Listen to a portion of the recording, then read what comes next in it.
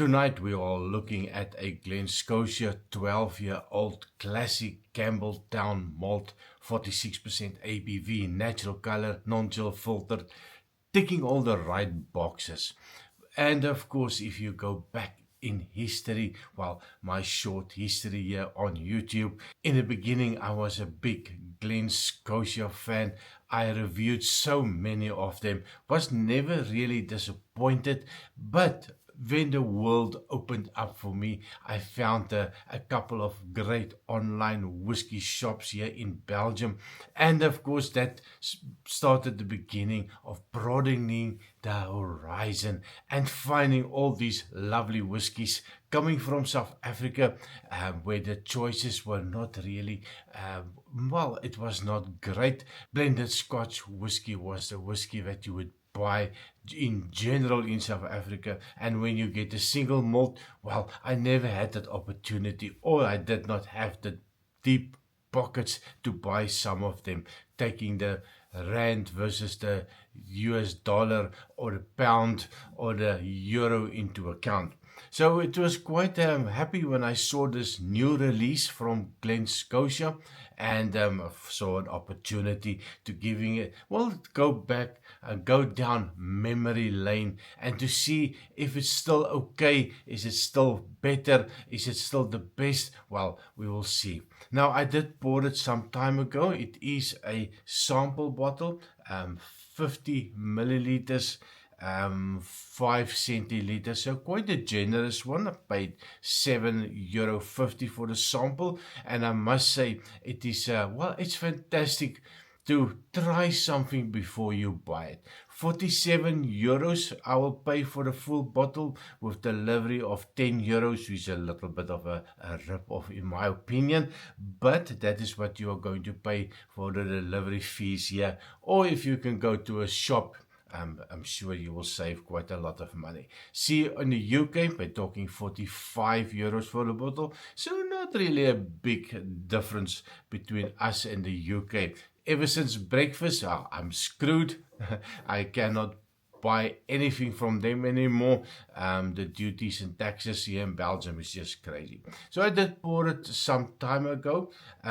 12 years old, 46% ABV. Now, Campbelltown has been operating a long time, since the 1800s, 1832, on and off, sometimes very close due to some economic reasons. But yeah, a whiskey from the Campbelltown area in Scotland. So quite looking forward just to give it a nose and taste and to see what I think about it. After tasting, well, I think it's getting close to around 940 videos that I've created over the last 4.5 years. So I tasted quite a lot, and there's so much more to taste. So on the nose, cheers. Now, one thing that I also realized when I poured this one maybe 5-10 minutes ago, get everything set up, there was a little bit of a harshness to it. Although 12 years, it should settle down in my opinion. But there was a lovely, nice sweetness that come to mind. There's a little bit of a salted caramel that I pick up. And then I get a little strangeness. And well, I hope my sound is working nicely. My brand new microphone had enough apparently. So, well, on that, there's a familiar smell to it. And then I just cannot put my finger on it. And I spent quite a lot of time just to smell it, to say, what is it? The brain tells me that I know this, but my mouth just cannot get that words out. Not such a good feeling sometimes. And then I got it. And let me know when you hear this, let me know if that also made a click for you when you tried this one. It's almost like rum and raisin ice cream. Now, my mom used to love this. And she knew nobody in the family would eat it, so if she wants ice cream, she buy that, and she know there will always be something in the fridge. Oh, but my word, that little rum and raisin notes do come out for me. There's a sweetness, it's a lovely sweet whiskey. And every now and again I get a little bit of a green apple note. Like a green flower stems that you just cut, apple, but just a hint of it and then it goes away.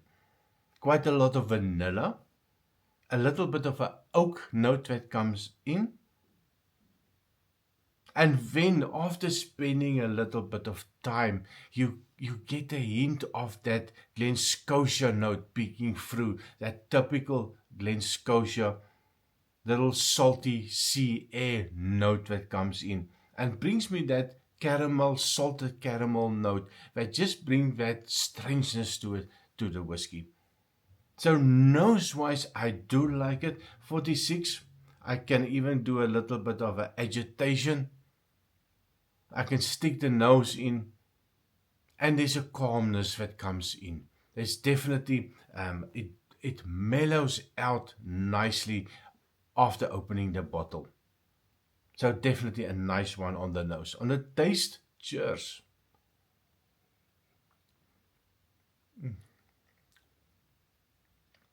Wow. That initial taste, small sip, it is still 46% ABV. I took a very small sip.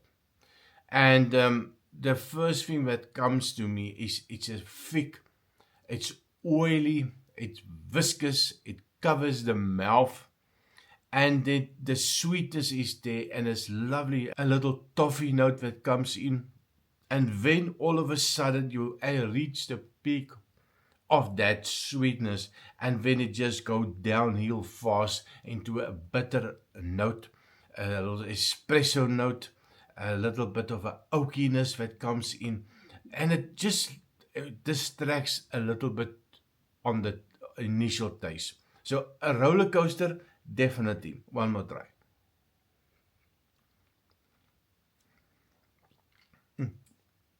But that first 1, 2, 3 seconds, it is just fantastic. And when you hit that curve and that bitter note come in. Now I know there's a lot of people that will like it. A lot of people like a little bit of a contrast between the sweet and the bitter notes that come from that oak. 12 years is quite a long period of time in ex-bourbon casks. So definitely taking a lot of that bitter notes from the wood, extracting that bitter notes, and yeah, it is a little bit distracting for me. But that first note is just fantastic. Now every time, just make sure.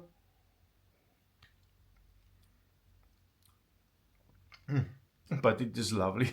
Every time that I go back, there's that a little build up. So every time that you go back in short succession, there is a little bit more bitter note, a little bit more bitter note. So it does build up a little bit until it feels for me a little bit uncomfortable. Now, if this is something that you drink over a long period of time, small sip, let it go, sit back, relax, do something, and then take another sip, it's definitely fantastic. Now, I am not that big fan of that bitter note. So I am not going to tell people not to buy it. Just be aware there is some bitter notes. Now, let me try again. Burnt caramel note definitely there. Yeah, I'm not so sure if I will be buying this one. I think if I would have bought a full bottle, 47 euros plus maybe 10 euro fees, so 57 euros for this bottle of whiskey, I would not have been a happy person now. And I'm sorry, Glen Scotia, I know you guys make some fantastic whiskey, but please remember that people taste things differently. And we don't all like the same things. So just hear my words. Take from it what you want. And of course, if you are also one of those people that not such a big fan of the bitter notes, maybe you will also agree with me that, well, maybe this is one that not for you as well. So please let me know in the comment what you think. Have you tried the new version? Do you think it is better than the old one? Unfortunately, I don't have the old one here. So, but I have to go from memory. But if I have to give a option for you. Now, I also bought another Glen Scotia that I will be reviewing next. But to date, if I want to give a recommendation, give this one a go. This is absolutely fantastic. Victoriana, it is bottled at 54.8% ABV, natural color, non-chill filter. This is still the old bottle, batch number 1. So, yeah, exceptionally rare, they say. Single malt Scotch whiskey, absolutely fantastic one. So let me know what you think about that one as well. And on that, please remember to like, share, and subscribe. And I see you next time. Cheers.